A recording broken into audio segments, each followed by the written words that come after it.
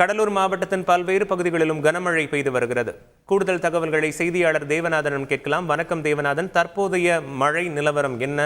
தற்போது அங்கு இருக்கும் சூழல் என்ன? இது தொடர்பாக விரிவாக பதிவு செய்யலாம்.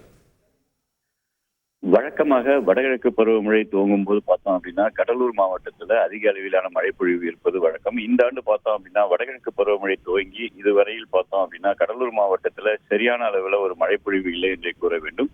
இந்த நிலையில வானிலை ஆய்வு மையம் தற்போது கடலூர் மாவட்டத்தில் அதிக மழைக்கான வாய்ப்பு இருப்பதாக தெரிவிச்சிருக்கு.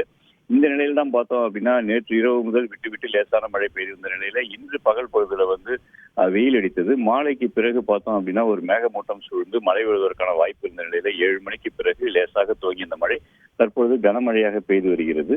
இந்த கனமழை நாளை மாலை வரை நீடிக்கும் அப்படின்னு சொல்றாங்க. இந்த மழை பதிவு பார்த்தோம் அப்படின்னா சிதம்பரம், பரங்கிப்பேட்டை, புவனகிரி, கடலூர் உள்ளிட்ட அந்த கடலோர பகுதிகள் மட்டுமே பெய்து வரும் நிலையில இந்த மழை நாளை மாலை வரை நீடிக்கும்னு சொல்லிருக்கிறதால முன்னேற்பாடுகள் செய்யப்பட்டு இருக்கு.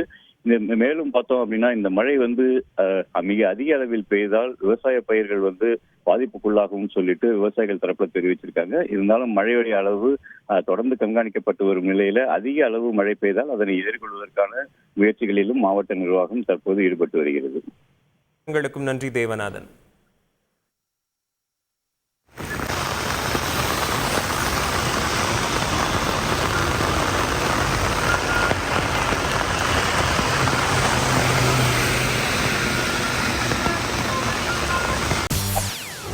செய்திகளை உடனுக்குடன் தெரிந்து கொள்ள உடனே சப்ஸ்கிரைப் பண்ணுங்க.